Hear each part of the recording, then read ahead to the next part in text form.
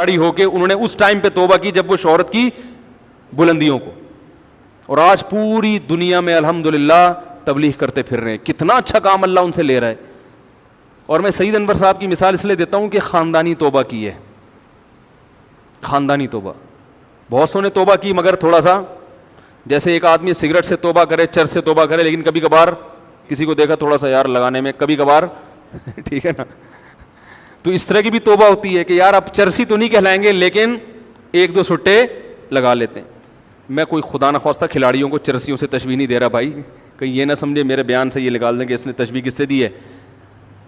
میں ایک مثال دے رہا ہوں, کھلاڑی چرسی نہیں ہوتے, جو ہوتے ہیں تو وہ چرسی خود سے ہوتے ہیں, کھیل کی وجہ سے نہیں ہوتے. تو سعید انور صاحب نے توبہ کی, پوری دنیا میں گھوم رہے ہیں تبلیغ کے لیے. یہ سب چیزیں اللہ کے بینک میں جمع ہو رہی ہیں. وہ کرکٹ کے چوکے اور چھکے وہ صرف دنیا کے ریکارڈ میں جمع ہو رہے تھے. کرکٹ کے ریکارڈ تو صدیوں تک یاد رکھے جاتے ہیں. سوالات کیے جاتے ہیں نا کہ بھئی وہ آپ بتائیں وہ 1901 میں کس نے چھکا مارا تھا, تو بعض پاگل بیٹھے ہوئے ہوتے ہیں جو یہ ساری معلومات پہلے سے لے کے بیٹھے ہوئے ہوتے ہیں. وہ بتاتے ہیں 1901 میں فلاں نے چھکا مارا, یہ موٹر سائیکل آپ کی ہوئی, یہ ہوتا ہے نا. اور جی اچھا بتاؤ 1955 میں وہ جو آخری گیند پہ کس نے چوکا مارا تھا. تو وہ کچھ لوگ ہوتے ہیں جو پاگل ہوتے ہیں جن کو صرف نالج جمع کرنے کا شوق ہوتا ہے, وہ یہ نہیں دیکھتے کہ اس نالج کا ہماری پریکٹیکل لائف سے کوئی تعلق بھی ہے یا نہیں. آج کل یہ بھی ایک بڑی بدعت ہے کہ لوگ سمجھتے ہیں جس کے پاس معلومات زیادہ ہوں وہ بہت پہنچا ہوا ہے. صرف نالج کے اکٹھا کرنے کو کمال سمجھا جاتا ہے. یاد رکھو صرف علم کا جمع ہو جانا یہ کمال نہیں ہے. نبی صلی اللہ علیہ وسلم نے فرمایا, دعا سکھائی ہے, اللہم انی اعوذ بک من علم لا ینفع, اے اللہ میں ایسے علم سے پناہ مانگتا ہوں جو فائدہ نہ پہنچائے. خام خمیں کھلاڑیوں کے پوری ڈیٹ آف برتھ اور فلاں نے چوکا مارا تو فلاں نے چھک, اس کا آپ کی عملی زندگی سے کوئی تعلق نہیں. جنرل نالج کے لیے وہ چیزیں سیکھو جن کا عملی زندگی سے تعلق ہے. وہ ایک آدمی کسی کے پاس گیا, بولے تیری بیوی کیسی ہے دیکھنے میں. اس کو غصہ ہے, تو کیوں پوچھ رہا ہے؟ کہہ رہے جنرل نالج کے لیے, بہت ساری نالج میں نے جمع کر کے رکھی ہوئی تھی, تیری بیوی کے بارے میں مجھے ابھی تک معلومات. تو یہ نالج اچھی ہے بھائی. تو اب وہ چوکے چھکوں کی پوری پوری رپورٹیں معلوم ہوتی ہیں, وہ ورلڈ کپ فلانے. ہمیں تو الحمدللہ ہم نے بھی کرکٹ بہت کھیلا ہے, لیکن جب ہم نے توبہ کی, کھیلنے سے نہیں, کھیلتے تو ابھی بھی ہیں, دیکھنے سے جب توبہ کی تو ہمیں تو الحمدللہ نہ کھلاڑیوں کے نام کا پتہ, نہ ہمیں ورلڈ کپ کا پتہ چلتا ہے, نہ ہمیں کچھ اور پتہ چلتا ہے کہ کون سی ٹیم کب آ رہی ہے کیا. بھائی چھوڑو یار, ہمارا کیا لینا دینا بھائی ان سے, ہم اپنی آلو پیاز ٹماٹر کی فکر میں لگے رہیں, ٹھیک ہے نا. ہاں میں یہ بتا رہا تھا, دیکھو سعید انور نے توبہ کی ہے تو بالکل الحمدللہ خاندانی. وہ بھی ایک نوجوانوں کو ایک پیغام دے دیا کہ یار ہمیں بھی بہت سارے راستے تھے مگر ہماری سمجھ میں بات آ گئی کہ اس میں کچھ بھی نہیں رکھا. وہ جو ریکارڈ بن رہا تھا نا ہمارا چوکوں اور چھکوں کا, ہم مر جاتے وہ ریکارڈ ہمارے ساتھ ہی ختم. لوگ تبصرے کرتے رہتے سعید انور تھا, وہ اتنے چوکے مارے, اتنے چھکے مارے, اتنے کیچ پکڑے, تو ہماری قبر میں ہمیں رپورٹ بھی نہیں کوئی دیتا آ کے کہ تمہارے بارے میں پورا پروگرام پیش کیا جا رہا ہے. قبر کے مسائل یہ والے ہے ہی نہیں. قبر کے تو مسائل ہیں, افا حسبتم انما خلقناکم عبثا. اللہ فرماتے ہیں تم یہ سمجھتے ہو کہ ہم نے تم کو بیکار پیدا کیا. بیکار پیدا نہیں کیا ہے, ایک ایک چیز کا تم سے سوال ہوگا. جس کے سامنے یہ چیز ہوتی ہے وہ پھر ایک ایک عمل یہ سوچ کے کرتا ہے کہ اس پہ کوئی قوم کو فائدہ ہو, کوئی اچھا نتیجہ مرتب ہو, کوئی ایسا کام کروں, درخت لگا دوں. بھائی درخت لگانے پہ حدیث میں آتا ہے نا صدقہ جاریہ ہے, چرند پرند کھاتے رہیں گے, کتنا ثواب ملے گا. تو بھائی مقابلہ کرو درخت لگانے کا, اس میں جیتو. کیا خیال ہے؟ اس میں مقابلہ کرو, ایک مہینے میں کون زیادہ درخت لگاتا ہے. ایسی چیزوں میں مقابلہ کرے انسان, پھر فخر بھی کرے, اچھا بھی لگتا ہے. چھکے لگا دیے, چوکے لگا دیے, قوم خوش ہو گئے, 2 فٹ اچھل کے نیچے آ کے دوبارہ بیٹھ گئی, کوئی فائدہ نہیں ہے اس. یہ ایسی انٹرٹینمنٹ ہے جو انٹرٹینمنٹ برائے انٹرٹینمنٹ. اس انٹرٹین کرنے کا کوئی قوم کو فائدہ نہیں, صحت کو بھی فائدہ. مزاحیہ جو کلپ ہوتے ہیں نا, یہ جو پرینک وغیرہ, اس میں بھی کم از کم ایک تو تھوڑی دیر کے ہوتے ہیں, ٹائم ضائع نہیں ہوتا. تو جو لوگ ٹینشن میں آتے ہیں نا, زیادہ ڈپریشن میں, ان سے کہتا ہوں یار یہ مزاحیہ کلپ دیکھ لیا کرو, تھوڑی دیر کے ہوتے ہیں, تھوڑا دماغ کیا ہو جاتا ہے.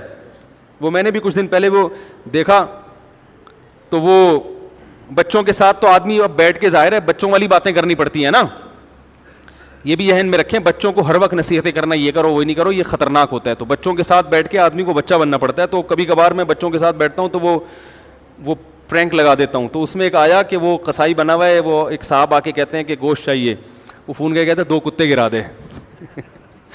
بچے بڑا ہنستے ہیں ایسی چیزوں پہ نا, تو ہم بھی ہنستے ہیں, ایسا نہیں کہ بچے ہی ہنستے ہیں. تو وہ کہہ رہا بھائی میں کتے کا گوشت تھوڑی لینے آیا ہوں. کہہ رہا ہے میں نے تیرے کو گوشت بولا ہے, آپ نے مجھے گوشت بولا ہے, کتے کا یا گدھے کا نہیں, گوشت ہے, گوشت تو گوشت ہوتا ہے. تو یہ اس قسم کے جو شارٹ کلپ ہیں یہ دیکھ لیا کریں جس میں بے حیائی نہ ہو. اگر کسی کو ذہنی تفریح چاہیے, سارا دن اچھے کاموں میں یہ نہیں کہ یہی دیکھتے رہیں, گھنٹوں گھنٹوں بیٹھے ہوئے مزاحیہ پروگرام دیکھ رہے ہیں. دماغ کو اچھے کاموں میں کھپا کے جب انسان تھک جاتا ہے, فریش ہونا چاہتا ہے, تو بجائے سارا دن ٹی وی کے آگے بیٹھنے کے بہتر ہے اس طرح کے شارٹ کلپ دیکھ لیں. اس سے دماغ کیا ہو جاتا ہے, تھوڑا فریش ہو جاتا ہے, تھوڑا مزاح ہو جاتا ہے, ہاں ہو جاتا ہے, ختم ہو. اب یہی نہیں کہ اسی میں لگے رہیں, بچوں کو موبائل پکڑا دیا دیکھتے رہو بیٹھ کے. تو ہمیں اللہ نے پیدا کس کے لیے کیا ہے بھائی؟ آخرت کے لیے کیا ہے, کلپ دیکھنے کے لیے پیدا نہیں کیا. تھوڑا بہت وقت ذہن کو فریش کرنے کے لیے ضروری ہے. تو یہ اس لیے میں کہہ رہا ہوں کہ لوگوں کو اگر صحیح چیز کی رہنمائی نہ کی جائے تو وہ آلٹرنیٹ نہ بتایا جائے نا, تو پھر وہ کہتے ہیں یار کیا سارا دن سوکھے بیٹھے رہیں, کہ ہنسے ہی نہیں بالکل, سارا دن عبادت کرتے رہیں, سارا دن قوم کی خدمت درخت لگاتے رہیں کہ سارا دن بیٹھ کے. تو اس لیے میں بتا دیتا ہوں کہ بھائی اس طرح کی چیزیں دیکھ لیا کرو, اس سے کیا ہو جاتا ہے ذہن تھوڑا فری ہو کے. انہوں نے اس ٹائم پہ توبہ کی جب وہ شہرت کی بلندیوں کو, اور آج پوری دنیا میں الحمدللہ تبلیغ کرتے پھر رہے ہیں. کتنا اچھا کام اللہ ان سے لے رہا ہے. اور میں سعید انور صاحب کی مثال اس لیے دیتا ہوں کہ خاندانی توبہ کی ہے, خاندانی توبہ. بہت سو نے توبہ کی مگر تھوڑا سا, جیسے ایک آدمی سگریٹ سے توبہ کرے, چرس سے توبہ کرے, لیکن کبھی کبھار کسی کو دیکھا تھوڑا سا یار لگانے میں کبھی کبھار ٹھیک ہے نا, تو اس طرح کی بھی توبہ ہوتی ہے کہ یار اب چرسی تو نہیں کہلائیں گے لیکن 1-2 سٹے لگا لیتے ہیں. میں کوئی خدا نخواستہ کھلاڑیوں کو چرسیوں سے تشبیہ نہیں دے رہا بھائی, کہیں یہ نہ سمجھے میرے بیان سے یہ نکال دیں کہ اس نے تشبیہ کس سے دی ہے. میں ایک مثال دے رہا ہوں, کھلاڑی چرسی نہیں ہوتے, جو ہوتے ہیں تو وہ چرسی خود سے ہوتے ہیں, کھیل کی وجہ سے نہیں ہوتے. تو سعید انور صاحب نے توبہ کی, پوری دنیا میں گھوم رہے ہیں تبلیغ کے لیے. یہ سب چیزیں اللہ کے بینک میں جمع ہو رہی ہیں. وہ کرکٹ کے چوکے اور چھکے وہ صرف دنیا کے ریکارڈ میں جمع ہو رہے تھے. کرکٹ کے ریکارڈ تو صدیوں تک یاد رکھے جاتے ہیں, سوالات کیے جاتے ہیں نا کہ بھئی وہ آپ بتائیں وہ 1901 میں کس نے چھکا مارا تھا. تو بعض پاگل بیٹھے ہوئے ہوتے ہیں جو یہ ساری معلومات پہلے سے لے کے بیٹھے ہوئے ہوتے ہیں, وہ بتاتے ہیں 1901 میں فلاں نے چھکا مارا, یہ موٹر سائیکل آپ کی ہوئی, یہ ہوتا ہے نا.